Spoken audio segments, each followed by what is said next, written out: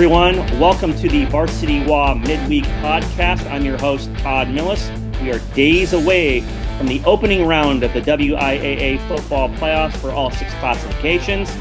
We have a good show for you. We're going to lead off with our interview with Eric Colman-Brusa, the defensive end from Kennedy Catholic, who is committed to the University of Washington. We'll reminisce a little bit about his career with the Lancers. And then we'll talk to the championship coach, Eric Kurle. He will break down 2 first-round matchups in 4A and 3A. And finally, we'll bring on the computer rankings guru from the Tri-Cities, Matt Evans, to talk about what transpired from Sunday selection show. Some of the things that caught his attention from each of the 6 brackets. Should be a good one. Stick around. Our first segment, we welcome Eric Colman-Brusa from Kennedy Catholic, the #1 senior recruit in the state.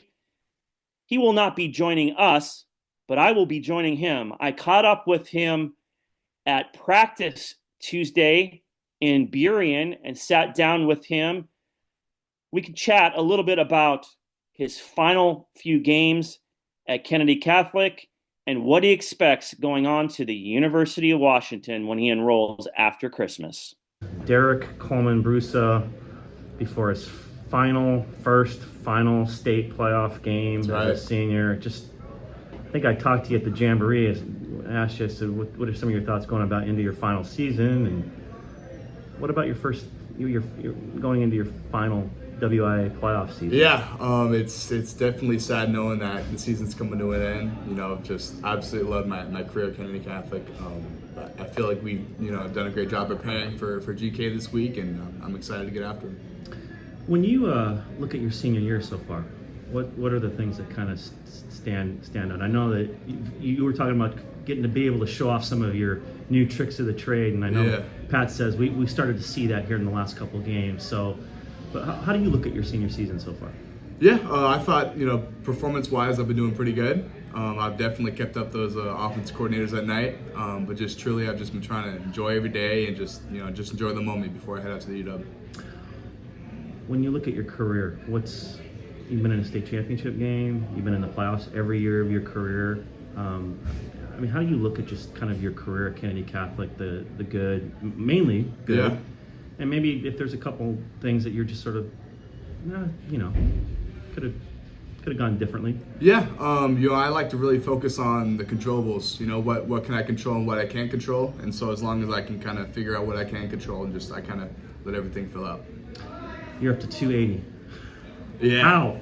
Yeah. Wow, you look lean and mean. I appreciate it. So I work with a nutritionalist. I think it was my sophomore year, and I kind of got to learn what it looked like to take my nutrition seriously.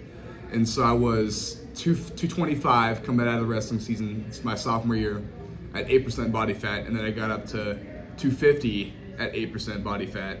But now I'm kind of sitting at around 270. I try to lose a little bit just because I'm playing both sides. Yeah. But I'm kind of 270, 275 right now, and so just eating the right foods, eating protein, and all that good stuff. What's your favorite new nutritionist meal what's your go-to meal that the nutritionist would sign off on? I don't know. I'm kind of pretty simple. I like just chicken and rice. I'm a big steak guy. Big steak for sure. Okay. I want to kind of do some rapid fire stuff. Favorite game day custom at Kennedy Catholic? What is it for you? Oh, just something we do? Yeah. I really enjoy, because we're a Catholic school, we all go into the chapel before the game and we all pray together. The seniors say what they want to say about the game. It's just really, you're just very present in the moment. And I feel it's the perfect thing to get my mindset right for the game. Your favorite game day experience as a fan and recruit at the University of Washington so far? Ooh. Okay, so I think just growing up, it was just a dream for me and my brother to play for UW, and so it was so cool to just watch every game. And so, but now that he's on the team, it's very special that after the game I get to go in the locker room and see Lowen. Instead of me and him going in the locker room, now it's me visiting Lowen, and so just kind of seeing the steps Lowen's taken already, and just super grateful. Have you been on a sailboat yet? I have not. I definitely want to do that. That sounds super fun. Okay. I want to ask you because you're in that situation where you get to half a year you get to finish your high school career, and half your year you get to start your college career. I mean, there's a little bit of an in between. Have you ever felt like you've kind of been caught in the middle or caught between both worlds in that regard, where you're trying to finish up something, but you're also trying to make sure you're prepared for something else? Yeah, there definitely are really two different worlds for that. But I felt I've done a great job preparing for that college lifestyle, and I'm just super grateful and super excited for it. What's Lowen's best piece of advice in moving into the dorm in a month or so? Best piece of advice is get a mattress topper for sure. Just being a bigger guy too, mattress topper, game changer. What are your 5 necessities? That 5 things you won't leave home without. Without. When you move to the UW. Yeah. When I moved to the UW, let's see. 5 things. Number 1, I think gotta have headphones. Just for music, and I think I've really enjoyed reading books. That's something totally random. I enjoy reading books. Let me see. I think maybe a guitar too. I enjoy playing music. Really? Yeah, self-taught. Definitely a guitar. Gosh, what else? What do you play? Just kind of everything. Good for you. I just YouTube things and just kind of pick it up from there. Okay. So what do we have? We have headphones, guitar, and book. And let's go stuffed animal for good luck. Stuffed animal for good luck. Okay. And then let's go maybe some LED lights for the dorm room. Okay. So, okay. Yeah. Do you have a go-to place in the U district yet? I do not. I'm looking forward to getting that for sure, though. So. Okay. And last thing, just some of your thoughts about your family being able to get to watch both of you get to play for the next 4 years, like they have here the last 4 years. Yeah. Just very, very special. Very, very special. And just growing up, me, my brother, my sister, and just my family in general have just been so close. And so it's a true blessing to be able to play right next to them and have them be able to catch on my games. Let me give you an opportunity to say something to Kennedy Catholic football fans. A thank you or a sense of gratitude. What would you say to Kennedy Catholic football fans? Just thank you for these past 4 years of my life. I wouldn't change a single thing about it. I'm just incredibly grateful for the mentors, the coaches I've gotten a chance to meet. And just bottom line, just can't even express enough. I'm just super grateful for everything. Welcome back to the second segment of the VarsityWA Midweek Podcast. It is the time where we get our elbows and hands dirty, getting into the X's and O's with the championship coach, Eric Kurle. It's his time to kind of break down 2 games from the WIAA playoffs. I know it's your favorite time of year, do or die, win or go home.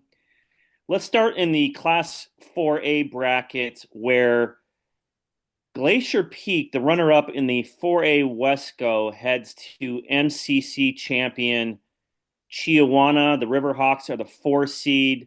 Glacier Peak is the 13th seed. They play at Edgar Brown Stadium. Glacier Peak has to make that long drive over to the Tri-Cities.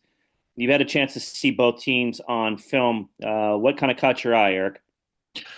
Well, I think both teams are pretty good on defense. What Chiawana does, we talked about this earlier. They do that little mosh, kind of a 3 with a monster. Basically, what they're doing is they're leveling 5 guys up deep, and most people are up close and they drop on their drops. Well, they're going to trigger 2 guys down, sometimes 3, end up in a cover 2. That Cooper Cincy, their number 12, he's a special player. He's that monster that plays in the middle. He sneaks up and ends up being a linebacker sometimes. He sometimes be the middle hole guy for a cover 2. They'll roll up in some man.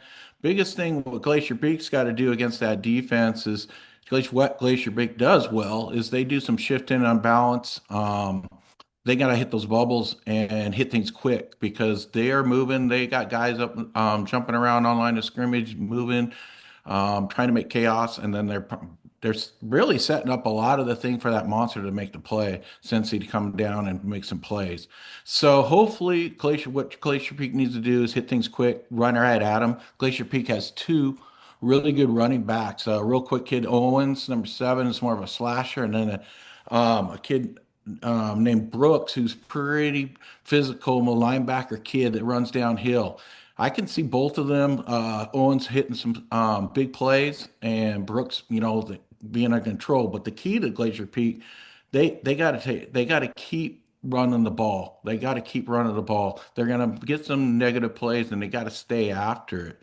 Chiawana is, as we've seen before, they can, a little bit of everything, but the key is what Glacier Peak needs to do to them is stop Cincinnati.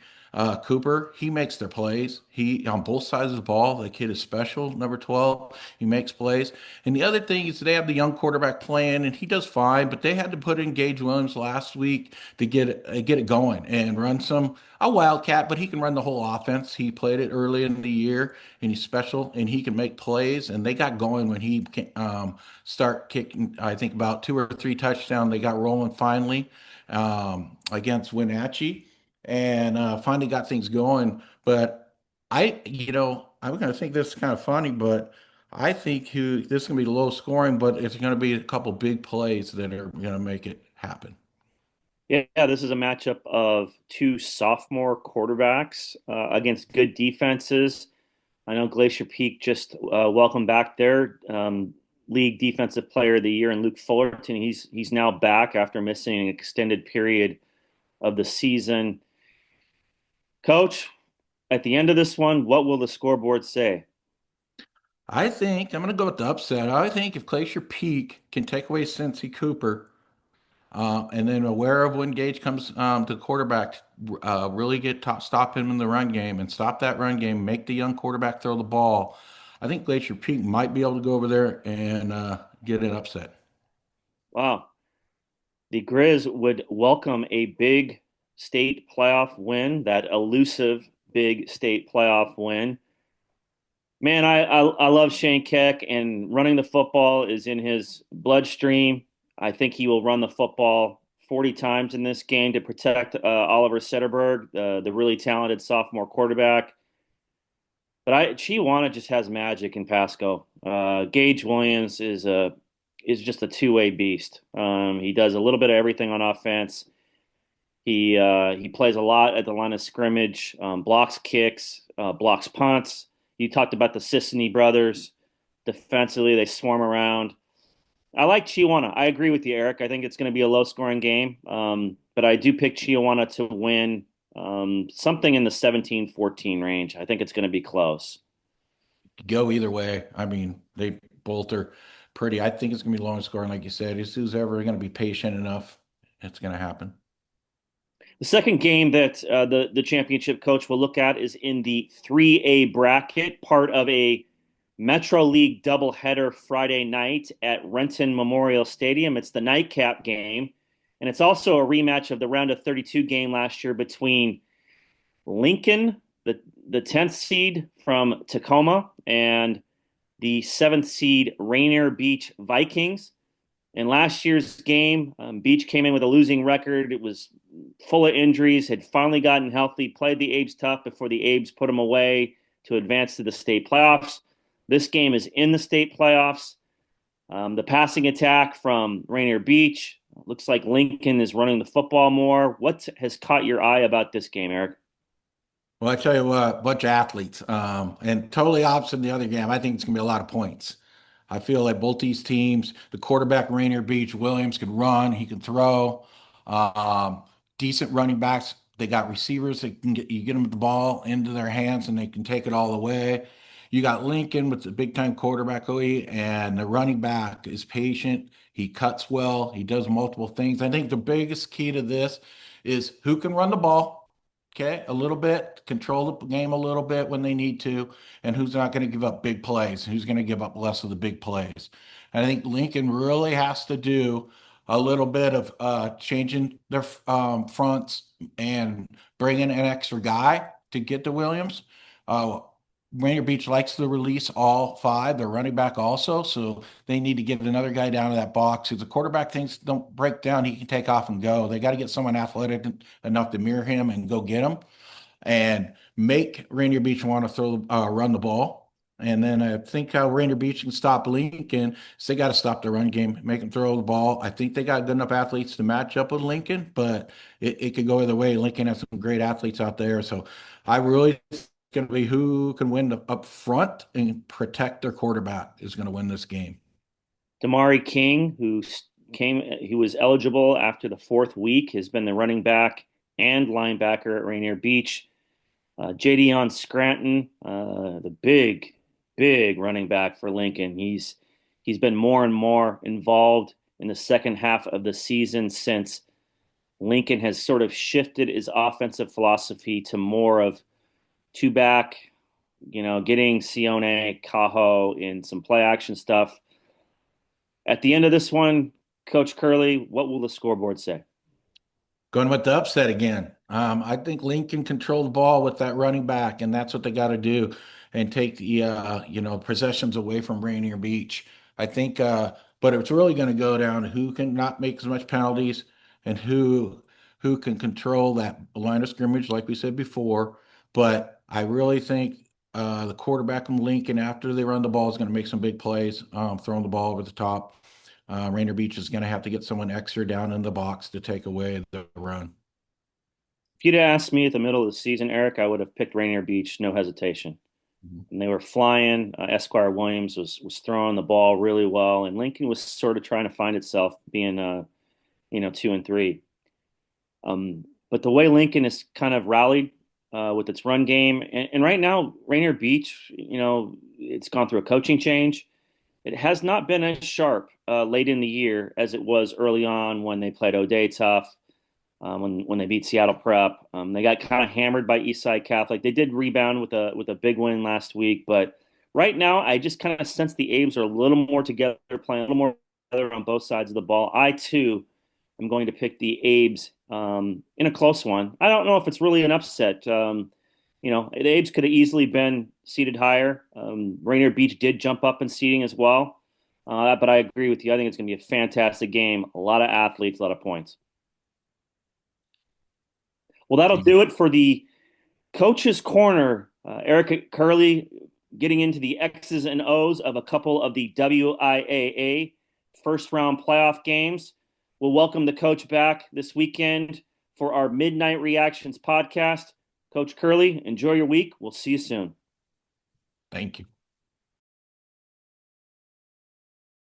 And we're back to the final segment of the VarsityWA Midweek podcast, joined by our regular guest from the Tri-Cities. Still warmer in the Tri-Cities than it is over here on the west side, but Matt Evans, who's back from his visit to Union Stadium last Friday, was at the Southridge Mount Spokane crazy finish, and then scurried back to see all that came out of the Sunday WIAA state draw. And let's just kind of go through the classifications, Matt, one by one, starting in 4A. You monitor and decipher and break it down throughout the year, and finally the brackets were released at 1 p.m. on Sunday. What surprised you most out of the 4A bracket? The 4A bracket for me was pretty cut and dry. I think that if there's a couple things that you want to nitpick a little bit, I was a little surprised to see Sumner over Graham-Kapowsen for the 5 seed. I mean, I feel like Sumner's probably played a little bit of a tougher schedule, but I don't know about that one. I mean, either way, it's fine by me. I don't have a big issue with it. Other than that, I really didn't have any big issues with this bracket. I think they did a really good job with seeding it. What I'm glad that they did was Eastlake, I thought, was the clear 16. They didn't leave Kamiakin in that low spot. I thought Kamiakin, after what I saw Saturday, could have been moved up another spot and could have been a 14 seed. That Kamiakin Gonzaga prep game would have been fun. My question to you, I have 2 of them.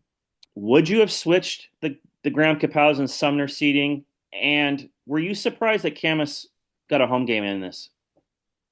I am not surprised about Camas getting a home game. I thought that they were kind of on the bubble. I was considering them as my 8 seed.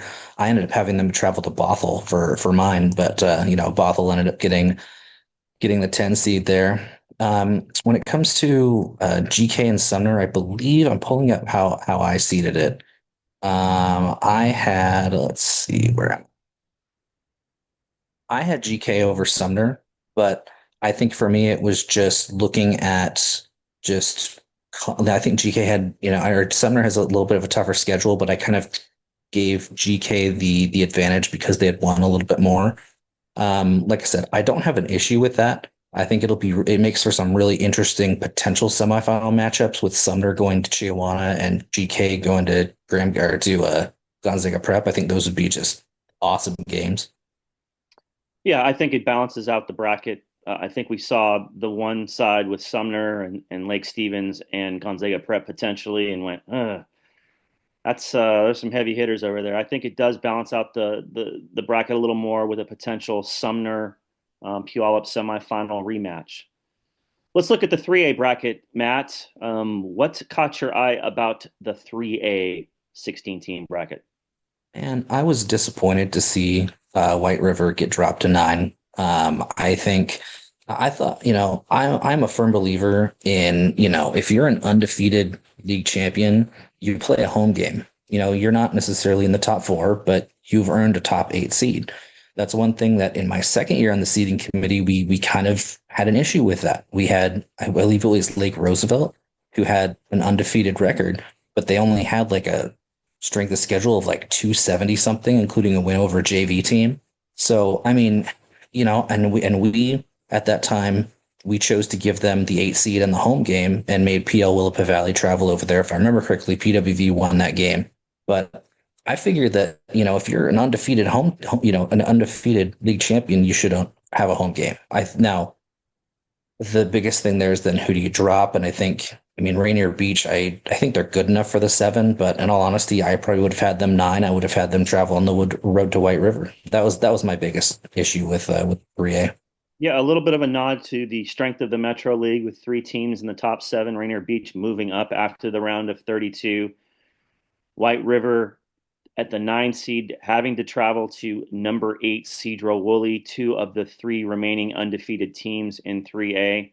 What did you think of Lakes being at the 5 seed? Okay with it. I think that them comparatively to Kennewick, I'd probably lean towards Lakes too. I think that they've proven that they deserve to be there. They're very young, they're very talented. I think that as a 5 seed this year, it's crazy to think what they could be next year with all the stuff that they have coming back. But yeah, I had no problem with Lakes at the 5 seed. Okay. Let's take a look at the 2. Archbishop Murphy, to nobody's surprise, is the number 1 overall seed, followed by Tumwater, East Valley of Yakima, Ording at the 4 seed, Anacortes at the 5 seed. What jumps out about the 2A bracket, Matt? Well, we're going to have to address it at some point. Olympic dropping down to 16. I know that we don't, the games are released unofficially. They're not officially seeded, but when you release it the way that they release it with the games not alphabetized, it makes it very easy to go, oh, hey, look, they're right here. They're the 9 seed. And to see them drop all the way to 16 after a win. I know that Burlington Edison blew out North Kitsap, but I don't think that should have as big of a negative effect on Olympic as it did. And the fact that they dropped Olympic below Washougal, who, if you just look at the metrics, I know we don't just look at the metrics, but I look at the metrics. Olympic is better than Washougal in every single metric, and yet they're dropped below them. It was very confusing to me why they dropped so far. Yeah, the Kitsap Suns, Jeff Graham wrote about that, a reaction with the Olympic folks. Yeah, the 2A, I will say this, being as sort of the media liaison on the WIAA selection calls, without mentioning too much, the 2A bracket, in terms of paying attention to metrics and ballots and taking the high and low, and they probably did more to try and figure out the 15, 16 seed, because it was a big deal on this call, and both coaches were in the call. So there was a little bit of an awkward stretch about, well, who should be the 16 seed? Basically, it was like, who's the worst team here? And I too was surprised. I knew that Olympic was going to drop, but I don't think they should have dropped to 16. Now, the question is, how far should they have dropped? 12, 13? I mean, how far do you think they should have dropped, Matt? Well, I probably would have dropped them to 13. I think that I would have had Steilacoom above them. I think that right there in that Prosser range, I think that's equitable considering that they are a league champion, a one-loss league champion. And, but I think that 13 was probably a fair seed. Yeah, I think a lot was made of the semi-close game with Chief Self and some of the common opponents. Olympic dropping from number 9 to number 16 in the state bracket. They're the ones that will go to Archbishop Murphy this weekend. Let's take a look at the 1A bracket. A little funky in the fact that it's 12 teams. Top 4 seeds have byes, so there are only 4 games going on. A lot of rematches in the first round, including 2 league matches in District 4. What about the 1A bracket caught your eye? Well, I think that you can say that travel was highly accounted for in this bracket because I mean I went into this bracket thinking that it was going to be. I mean, we knew it was going to be a doozy to seed, but I had the most confidence that these guys would be the ones who got it right. And when it came out, with the first message that I sent to you when we were talking about it is La Center and Seton Catholic again. And then I didn't even catch Tenino and Montesano again, and I didn't even catch Life Christian and Nooksack again. It just, I mean, I can give them a pass for Life Christian and Nooksack because, who do you put above them? But I can't give them a pass for having 2 league matchups. It does not make any sense to me. It's one thing that we've been trying to avoid ever since the beginning, and to have 1, I mean, I can give them a pass for 1, but 2, come on, guys, we got to do better. Yes, and then also Life Christian Academy and Nooksack Valley will have a rematch. I did talk to Terry Jensen. My questions were twofold, and it was answered that I think unanimously Tenino was the 12th seed, so they were going to be the 12th team they were the 12th seed by a wide margin. So my question was how much of the top 4 seeds were on lockdown. And it came out that the top 4 seeds from last week remained the same. And I asked Terry Jensen, was there a push for you guys to kind of slip up to the 4 seed in between the 2 Northwest Conference schools? He felt like their loss at Nooksack Valley doomed them from any discussion, any clout in terms of trying to get that first round bye, but they weren't going to slip any further than the 5 seed. So I think the committee said it was just going to seed it for, who was the 5, who was the best 5 candidate, who was the best 12 candidate. Yeah, they're in the same league. There is a guideline, and I've sort of stressed this because there is no rule, but for as long as I've been part of the state playoffs, it has been something that people have really been strict about to trying to avoid. But in this case, it wasn't avoided just once. It wasn't avoided twice. So good luck to those 1A Trico rematch, the 1A Evco rematch, and then obviously the non-league matchup with Life Christian going to Nooksack Valley. The 2Bs. Hey, we get a bracket that wasn't done last week because they were in crossover district playoff mode. Toledo, the number 1 seed, followed by Newport and Tri-City Prep. What about the 2B bracket, Matt? I think that my only gripe would be, I think Adna's a little too low. I could have put them above Onalaska. I could even have seen them gone above Okanagan, to be honest with you. Other than that, I think that they balanced it out pretty well. There's, they were able to, not necessarily send everybody east-west or west-east. There are some, same side of the mountains matches there. I like that Napa Vine's getting a home game. That was something that I heard was debated a lot. But with them starting to get healthy, I think that they deserve the number 8 seed. Yeah, I really like this bracket. I think it was the best bracket of the six, to be honest with you. And I have no problem Adna being where it's at. Adna is still in rebuilding mode. They've had a really good year, big win against Napavine, so they were going to be seated ahead of Napavine.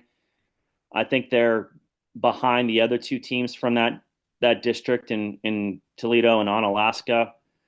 I just didn't think that they should have moved up past Okanagan. I think Okanagan has found itself, is better than people think. They're not as good as last year, but I still think they're going to be formidable in the playoffs.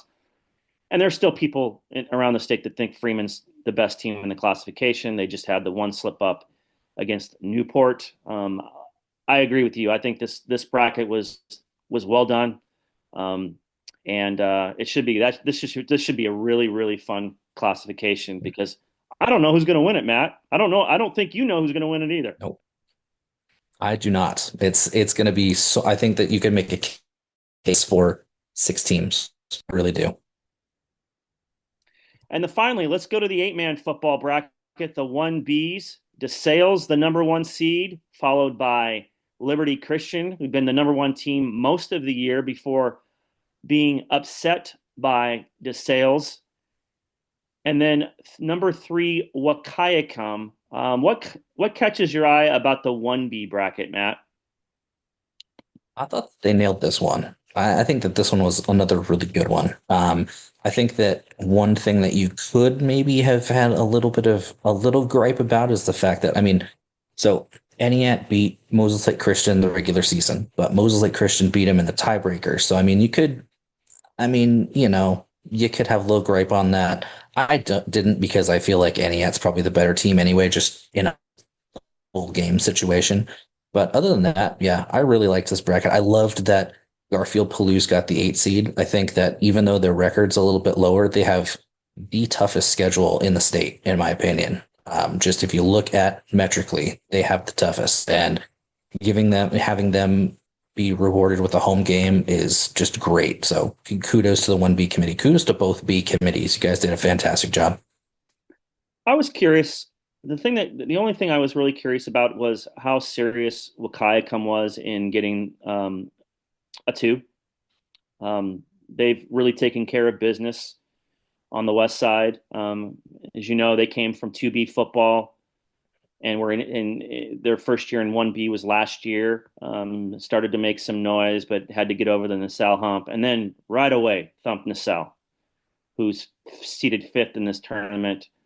I was a little curious to know what the discussion. I don't have a problem with DeSales being 1, and I still think Liberty Christian is the best team in 1 despite loss. But I am curious to want to know what the discussion was, if any, about Wahkiakum maybe moving into the 2 spot with DeSales.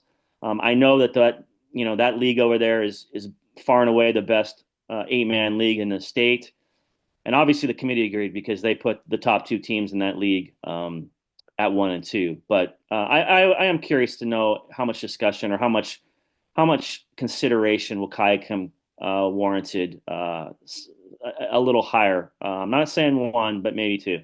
Any thoughts? Yes, I can actually tell you that it was the discussion was had, and it was a really tough discussion. I was texting with a member of the 1B committee who asked me, what do you think? Do you think Liberty Christian should be above Wahkiakum? And I responded, I said yes. And I said the reason why is because if you look at their loss, it's a 7-point loss on the road to the number 1 team, where they came back and had a chance at the end. It's like that, it's not, if it was a 14 or a 21-point loss, then I could see knocking them a little bit more. But when it's that close on the road in those circumstances, I think that their resume spoke for themselves, that they're the 2 seed. Yeah, I thought the top 4 seeds were pretty obvious, and I just had a little different order. I had Wahkiakum ranked number 1 at the end of the year in my rankings, just because I had them higher. I did not have DeSales leapfrog them in the rankings after they beat Liberty Christian, but that's just a preference. So, but that's going to be a fun bracket as well. A little suspense, because I think 3 weeks ago we were like, who can stop Liberty Christian? Well, maybe there's somebody that can stop Liberty Christian, but I'm still betting on Liberty Christian. Well, I want to thank Matt Evans for the 6 WIAA bracket breakdowns, what he thought came out of Sunday, the good and the bad. I'm Todd Milles, your host, and we will be back for our Midnight Reactions podcast this Saturday in the first round of the WIAA playoffs. We'll see you then.